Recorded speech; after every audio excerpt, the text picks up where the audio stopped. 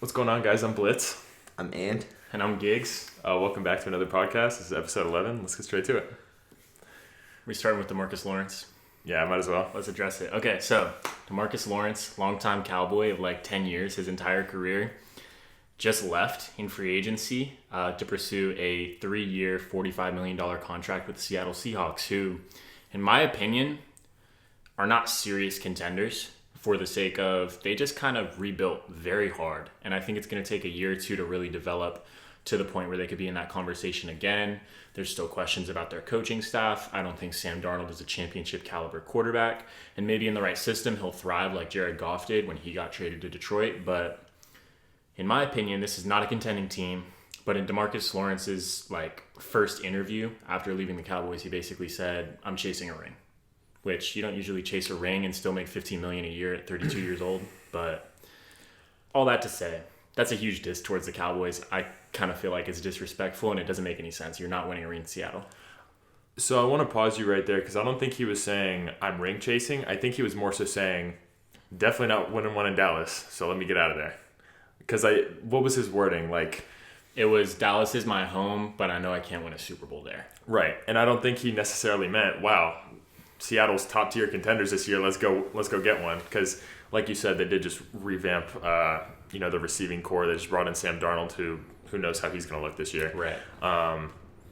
I do think Seattle has a lot of promise, and considering they did sign him to a 3-year deal, maybe year 2 or 3 of that deal, maybe they are closer to contention. But right now, absolutely not. They'd be a surprise to even make the playoffs this year, in my opinion. Right. Tar, do you have any thoughts on that? I feel the same exact way. I don't think that, I think it's just straight up was a diss to the Cowboys. Like, bro, I'm not winning here. I just want out. I want to be on the Seahawks. That's the team that's gonna get me all the way. I don't think that the Seahawks are contenders. I think they are 8-win team, like 8-9, but won't make it. And yeah, that's really it. That's pretty agreeable. I think the whole confusion that arose because of it is if your point is to diss Dallas, he came out 2 days later and had an official release statement with the Cowboys where he's super respectful, thankful to the fans, thankful to the Jones family. If your point is that you're not gonna win a ring in Dallas would have had some kind of bag for you, probably for that 2 to 3 year threshold. And maybe a little bit less because Jerry likes to cheap out. But there were a lot of restructures this year. There was money for a $15 million contract for a vet like him. We just paid $10 million to Dante Fowler, who's 29 and way less of a Cowboys guy. He started his career in Dallas, went to Washington, followed Dan Quinn. There was definitely money for DeMarcus Lawrence. I don't understand the distinction between Dallas and Seattle at this point. That hurts to say as a Cowboys fan, but they're the same caliber of team. If you're not winning a ring in Dallas, why go elsewhere for the money? You could be a Cowboy through and through. Yeah, I hear what you're saying. I think, it definitely was unnecessary, the jab while he's walking out the door. Mm-hmm. But I gotta say, I think, Micah Parsons responding to it, I understand, you kind of have to in that situation, but, can I just say, the whole, superstar athlete on social media just drives me insane because it's just all an attempt to get more famous, an attempt to get more headlines in the media. And of course, Micah Parsons is going to feed into that. But what's really going to happen when they see each other? They're going to dap each other up, and nothing's going to be different. So what's your take on how Micah reacted to it? It's been a huge discussion this week, and I think there is some truth to the fact that Micah and Tank never really got along in Dallas, and it was just kept under wraps for the sake of trying to keep that Cowboys brand image together. Jerry Jones is huge in marketing. The Cowboys are the most valuable sports franchise in the world, and yet they haven't won a ring in 30 years. And the secret to that is Jerry Jones is really good at making money. So I think there's an ice cream truck outside, by the way, guys, in case you're wondering. Ice cream. I think Micah is trying to step up in that role, be more vocal, and be the leader for that Cowboys defense. I think Mike Zimmer absolutely wanted him to be. I think Dan Quinn probably wanted him to be as well. And so that's why I think it was tough in the Dan Quinn era when DeMarcus Lawrence in the last 7 playoff games, I think the only 7 playoff games in his career, only has recorded 1 sack, is because there's always been a better option, a future option to replace him. He kind of feels subverted in that. And so I think Micah has been that younger guy kind of pushing him out. and also taking up a large percentage of our cap space this year, like, I can understand why Lawrence would be salty that Mike is stepping up into that leadership role, even if it means that he's just vocal on Twitter. Right. I don't know if they line up on each other's schedule this year. I don't know if that's even came out yet, but it'd be interesting to see for sure, like, how they do react when they see each other in person, or like what the outcome of the game would be. What's your say on that? I mean, Micah kind of got a lot of other Cowboys, especially defenders, to chime in on Twitter, including Osa Odigizua, who's now locked in for the next 4 years. DeMarvion Overshone, who's got another 2 years on his rookie deal. And if he comes back from this ACL and looks remotely similar to how he did when he came off his last ACL injury, he'll be incredible on this defense. The Cowboys have really beefed up in the linebacking core, in the front four as well. If they get a little bit of secondary help and a receiver, I think they could be, nice in contention for that NFC East. Maybe a little bit behind Philly still, but definitely, on the same tier at least as Washington in my eyes, at least roster-wise. And because of that, it's like, you look at the Seahawks, they're in the NFC West. Yeah, the Niners are rebuilding, but the Rams look strong this year still, especially with Devontae Adams. And Arizona, at any point in time, could pop out and have a 9-8 season, and that could be enough to win the West. Like, the Seahawks are too lost in the mud for them to be seriously competitive against a team like Dallas, who just 2 short years ago, with a very similar roster to the one they have now, was 12-5, and even Stephen A. Smith had them going to the NFC Championship. Right. I think staying adjacent to the Cowboys topic, what's your say on like their free agency moves thus far? Like, obviously, DeMarcus left. You guys chose to keep Osa. A lot of restructurings going on, as you mentioned. What's your take on Dallas's offseason thus far, and how would you grade it? Doesn't look a lot like a rebuild to me. And I don't know that Jerry really has the humility to ever rebuild, like the Niners are doing right now. It looked to me like last year with Dak and CD, you're really trying to keep the core guys together long term. So Osa got a 4-year deal. Kevontae Turpin, who's probably going to jump to receiver 2 or 3 this year, got a 3-year deal. Micah's getting ready to get his deal as well. And the restructures to me scream that this could be kind of our soft sell. Like, we're going to go really heavy this year on spending, and then we'll just kind of write out these contracts for the next 2 or 3. Hopefully it works out for us. None of that makes sense if we don't go out and get a receiver in free agency. There aren't a ton of targets left, but I mean, Stephon Diggs is definitely out there. Amari Cooper is definitely out there, and both those names have been linked to Dallas so many times. I think there is a move that's probably coming in the next week or 2. Jerry likes to drag his feet with these things, but, maybe Steph Diggs is just waiting to clear some injury protocol. Or maybe there's some cap hit out there that we just don't know about that, you have to wait till one of those June 1st dates before you can sign them. I don't know what the terms of his exit from Houston were, but there's definitely a move out there to me. Probably Mike is going to get signed first just so they see what the remaining cap looks like. And then Dallas could very realistically have turned a lot around this year as long as Brian Schottenheimer is capable of guiding this team. Yeah, that's definitely still in question. And before I let you go, Tar, I do want to say, if Dallas does not sign Amari or Steph, all of this was for nothing. Yeah. The offense can be... It's pretty likely they're not going to land Gene T at this point. It looks like he's going to go pretty early. You don't re-sign Rico, so you're going to be stuck with Javonte Williams and Miles Sanders now. If we're being honest, that's probably a bottom 3rd rushing attack. I don't know what Schottenheimer can get out of that. I know the O-line can have some promising points in it, but if you can't sign one of those 2 potential workhorses at receiver there, I think it's all for nothing. I don't think the offense is going to amount to much. But Tar, what do you say?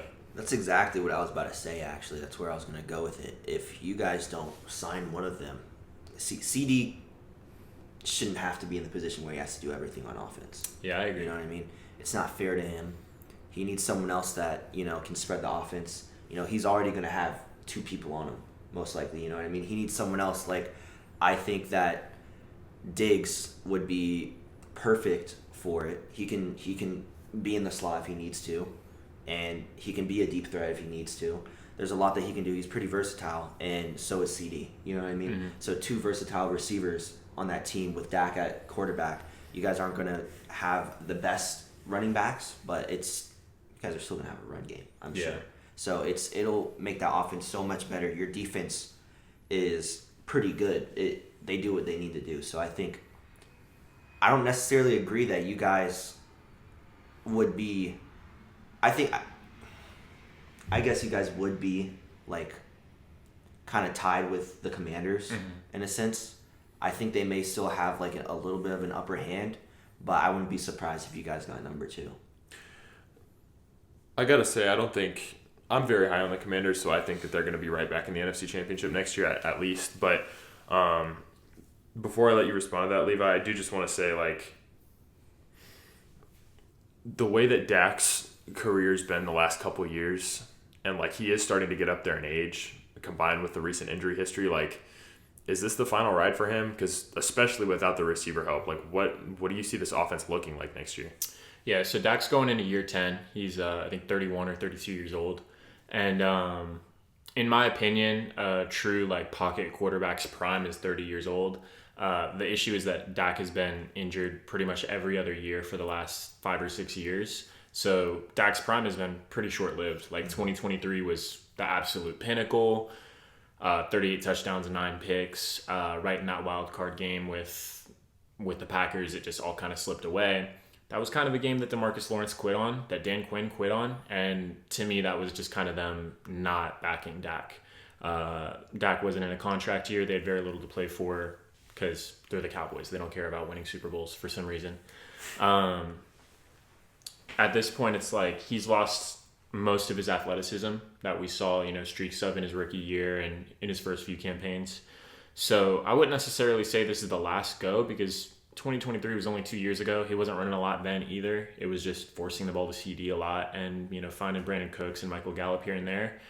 But at this point, he's a guy that you have to accommodate for on offense. You have to surround him with good receivers.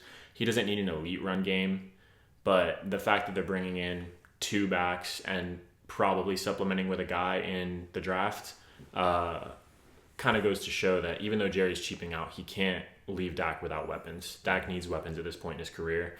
I wouldn't expect him to get to the end of this deal and still be in anybody's serious playoff talks. A 35-year-old Dak is very comparable to like a modern Kirk Cousins to me. You make a really solid point. Like if we really think about where Javonte Williams and Miles Sanders were last year, like they were RB2s for teams that weren't overly. Williams was explosive. On the fringe of RB1, kind of like Rico Dowdle. Like he needed the carries to be able to have any kind of production. Right. Miles Sanders absolutely not. Right. So like if that's your answer at run game, combined with the fact that you're not going to bring in a wide receiver to potentially like. I don't know if this is like you guys say that they're on the same tier as the Commanders. Me personally, I just don't see their offense capable of being on that same level, capable of competing with a team like the Commanders. I do see your defense being, top 12, top 10 maybe. I do like the Eberflus hire, but like there's just no explosiveness there. Like you said, Kevontae Turpin's going to be your number 2 receiver. He's serviceable as like a 3 or 4. He's a great kick returner, but as a number 2 receiver, like what is he? Yeah, I mean, I think without that receiver 2 acquisition, nothing about this offseason makes sense. Schottenheimer is a passing guy. He brought in a lot of position coaches to help elevate the run game, including Clayton Adams, our new offensive coordinator, came from the Cardinals. He was the O-line coach, so great run blocking schemes, helped elevate James Conner's game and Kyler Murray's game. I think the idea is that Schottenheimer doesn't want to have to touch the run game. He wants it to be better kind of automatically, and we've taken the steps that we can to get better there, but like re-signing Rico would give me a lot more peace of mind about it. If you have Rico with a power back from the draft to kind of supplement and take those second half carries, I feel like this run game could be borderline elite. And with Javonte Williams and Miles Sanders, I don't think it's going to be much better than it was last year. Still kind of hoping that we get a guy in the draft. So we're still a few moves short of being on that caliber with Washington. The difference is that Washington has spent most of their cap. They had $60 million going in. Dallas currently is sitting on $50 million. We have like 3 times as much cap space as they have remaining. And Washington didn't make great strides, in my opinion, in free agency. They brought in Debo. They got a little bit of defensive help, but they lost, Jonathan Allen. Yeah. So keeping some vets and losing others, like they just kind of aged a year, in my opinion, and that'll help guys like Jaden. I think it'll kind of hurt guys like Terry McLaurin and Debo. Potentially, I could see that. Tari, you got anything in closing? I was not really. It's more so just things that we've already said. Yeah. I don't really think you guys need to focus on the run game a lot. I think just what you guys have done. You guys don't need an amazing run game. Focusing on the pass will be beneficial for you guys. And I did disagree kind of with what you were saying about the defense.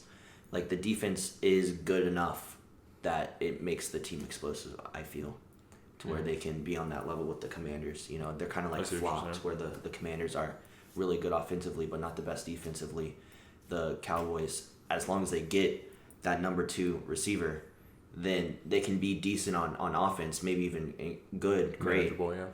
And then their defense is amazing, so